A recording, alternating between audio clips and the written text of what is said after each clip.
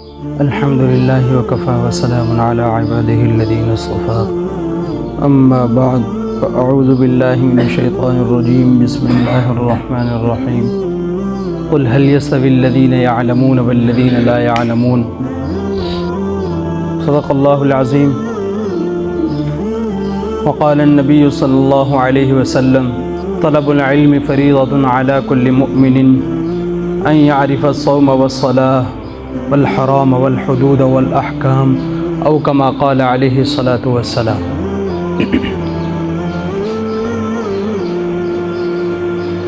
معزز سامعین، ہم سبھی یہ جانتے ہیں اور مانتے ہیں کہ ہم مخلوق ہیں اور اللہ تعالی ہمارا خالق ہے۔ ہم غلام ہیں، اللہ تعالی ہمارا آقا ہے، اور غلام پر لازم ہے کہ وہ اپنے آقا کی بات مانے، اپنے آقا کی مرضی کے مطابق زندگی گزارے، یہ غلام پر لازم ہے۔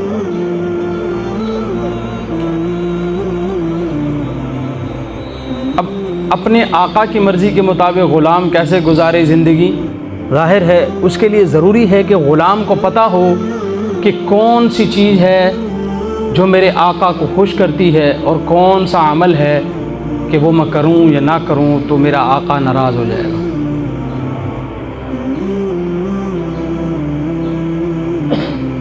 تو ہمارے آقا جب اللہ تعالیٰ ہیں، ہمارے مالک اللہ تعالیٰ ہیں، خالق اللہ تعالیٰ ہیں، معبود اللہ تعالیٰ ہیں، تو ہم نے زندگی تو ان کی مرضی کے مطابق گزارنی ہے۔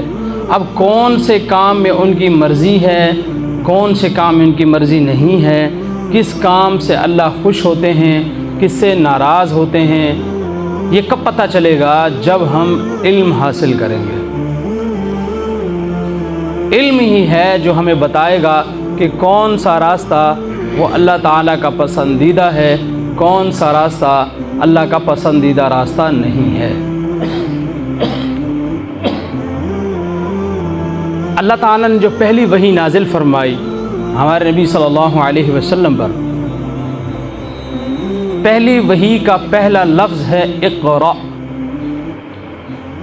کہ پڑھیے، علم حاصل کیجیے۔ قرآن کریم کے تقریباً الفاظ 78,000 ہیں، آیات کی تعداد 6,000 سے زائد ہے۔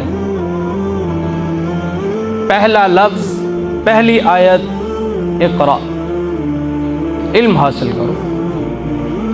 اگر آقا کی مرضی کے مطابق زندگی گزارنی ہے تو اقرأ، علم حاصل کرو، پڑھو۔ پڑھنا کون سا ہے؟ بسم ربک الذی خلق، پڑھو اس رب کے نام کو جس نے پیدا کیا ہے۔ علم حاصل کرو اس رب کا جو تمہارا خالق ہے۔ یہاں اللہ تعالیٰ نے ہمیں یہ بھی بتا دیا کہ یہاں میں کس علم کی بات کر رہا ہوں اور کس کے بارے میں علم حاصل کرنا ہے۔ تو یہاں بات ہو رہی ہے اس علم کی جو اللہ خود عطا فرمائیں گے، وہ علم جو مخلوق کو خالق کا پتہ بتاتی ہے، وہ علم کہ جس سے مخلوق خالق کے قریب ہو سکتی ہے، مخلوق کا تعلق خالق سے مضبوط ہو سکتا ہے، مخلوق اپنے خالق کو راضی کر سکتی ہے۔ اور یہاں پر اللہ تعالیٰ نے بتایا کہ یہ خالق کون ہے۔ اقرأ بسم ربک الذی خلق خلق الانسان من علق، یہ خالق اتنا عظیم ہے کہ اس نے اتنے عظیم الشان مخلوق، اشرف المخلوقات انسان کو ایک خون کے لوتھڑے سے بنایا ہے۔ اتنا بڑا خالق، اتنا بڑا کریٹر کہ ایسی ردی چیز سے، بدبودار پانی کے قطرے سے اس نے ایسا عظیم الشان انسان بنا دیا۔ تو اس کے بارے میں علم حاصل کرو، اقرأ۔ پھر آگے پھر کہا اقرأ، علم حاصل کرو۔ وربک الاکرم، اور تمہارا رب بڑا ہی کریم ہے، بڑی ہی عزتوں والا ہے۔ تو جسے عزتیں چاہیے وہ اس عزت والی ذات کے بارے میں جاننے کی کوشش کرے، علم حاصل کرے۔ تو جسے اللہ کا علم حاصل ہوگا، اللہ کے بارے میں علم حاصل کر لے گا، نبی کریم صلی اللہ علیہ وسلم کے لائے ہوئے دین کو سیکھ لے گا، ظاہر ہے اللہ کو سب سے زیادہ وہی پہچانتا ہوگا۔ تو جو سب سے زیادہ اللہ کو پہچانے گا تو اللہ کے قریب بھی وہی ہوگا۔ یہی وجہ ہے کہ اللہ تعالیٰ قرآن پاک میں دوسری جگہ ارشاد فرماتے ہیں انما یخشی اللہ من عبادہ العلماء، کہ اللہ کے بندوں میں سے صحیح معنوں میں اللہ کا ڈر دل میں وہ رکھتے ہیں جو اللہ کے بارے میں علم رکھتے ہیں۔ تو جو صحیح معنوں میں علم حاصل کرنے والے ہیں وہی اللہ سے ڈرتے ہیں۔ باقی جن کو پتہ ہی نہیں اللہ ہے کون، جن کو صرف یہ پتہ ہے کہ اللہ ہے، بس ان کا علم تو سطحی سا ہے، سرسری سا ہے، وہ تو اللہ تعالیٰ کی حقیقت سے واقف ہی نہیں۔ کم از کم اتنا علم کہ جس انسان کی زندگی اسلام کے مطابق گزر جائے، اللہ اور اس کے رسول کی مرضی کے مطابق گزر جائے، اتنا علم تو انسان کو حاصل ہونا چاہیے۔ پھر آگے اللہ نے پھر علم کا ذکر کیا، الذی علم بالقلم، وہ اللہ اتنا کریم ہے کہ اس کریم ذات نے انسان کو علم سکھلایا۔ الذی علم، علم حاصل کرنے کے بہت سے ذرائع ہوتے ہیں، ان میں سے ایک ذریعہ اللہ نے ذکر کیا بالقلم، کہ اللہ نے علم انسان کو سکھایا۔ حصول علم کے ذرائع میں سے ایک ذریعہ قلم بھی ہے، تو اللہ نے انسان کو قلم کے ذریعے سے علم سکھایا۔ تو علم اللہ نے سکھایا ہے تو اس علم کو سیکھنا ضروری ہے۔ چنانچہ دوسری جگہ پہ اللہ تعالیٰ ارشاد فرماتے ہیں فاذکروا اللہ کما علمکم، تم اللہ کا ذکر ویسے ہی کرو، اللہ کی عبادت ویسے ہی کرو، اللہ کو یاد ویسے ہی کرو جیسے اللہ نے تمہیں سکھایا ہے۔ اب اللہ کو یاد کیسے کرنا ہے؟ ظاہر ہے وہ سارا دین ہمارے سامنے، دین میں بتایا گیا۔ نماز کے ذریعے اللہ کو یاد کریں گے تو نماز کا طریقہ کیا ہے، نماز کا علم حاصل کریں گے تو پتہ چلے گا کہ نماز کے ذریعے اللہ کی یاد کیسے تازہ ہوتی ہے۔ تلاوت کرنی ہے تو تلاوت کے مسائل کیا ہیں، اس کے آداب کیا ہیں، اس کے لیے بھی علم حاصل کرنا ضروری ہے۔ کوئی اور عبادت کرنی ہے، صدقہ خیرات کے ذریعے اللہ کو یاد کرنا ہے، تب بھی یہ معلوم ہونا چاہیے کہ اس کے مسائل کیا ہیں، اس کا علم کیا ہے۔ تو بہرحال انسان کو پابند کیا گیا کہ وہ علم حاصل کرے، اور پھر اللہ نے فرمایا علم الانسان ما لم يعلم، اللہ نے انسان کو وہ کچھ سکھلایا جو وہ نہیں جانتا تھا۔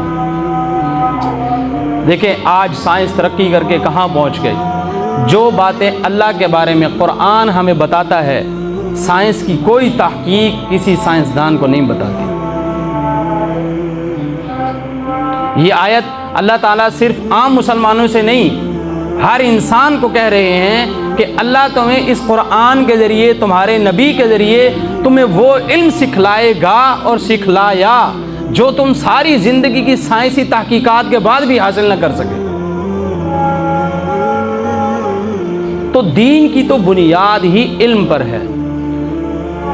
اس لیے اقبال کہتے ہیں کہ حیرت ہے کہ تعلیم و ترقی میں ہے پیچھے، حیرت ہے کہ تعلیم و ترقی میں ہے پیچھے، جس قوم کا آغاز ہی اقرا سے ہوا تھا۔ اقبال کہتا مجھے افسوس اس بات پہ ہے وہ قوم تعلیم میں، علم میں، ترقی میں پیچھے رہ گئی جس کی پہلی وحی کا آغاز ہی لفظ اقرا، ریڈ سے ہوا تھا، پڑھو، علم حاصل کرو، وہ قوم سب سے پیچھے۔ لیکن یہاں جس ترقی کی بات ہے وہ روحانی ترقی ہے۔ انسان روحانی ترقی کے مدارج کو طے کرے گا علم وحی کو حاصل کر میں، علم نبوی کو حاصل کر کے، علم وحی کو حاصل کر کے۔ ہاں پھر ظاہر ہے دنیا میں اللہ نے مسلمان کو ہی خلیفہ بنایا ہے اپنا، اور دنیاوی سطح پر خلافت حاصل کرنے کے لیے جیسے علم دین ضروری ہے، کسی درجے میں دنیا کا علم حاصل کرنا بھی ضروری ہے تاکہ دنیا کے ساتھ بھی مقابلہ کیا جا سکے۔ تو آج مسلمان قوم اسی لیے پیچھے ہے کہ اس کے پاس علم نہیں، نہ دین کا علم ہے کہ اللہ کے قریب ہو سکے، اور نہ ہی دنیا کا علم ہے کہ دنیا والوں کو ٹکر دی جا سکے، دونوں طرف سے خالی۔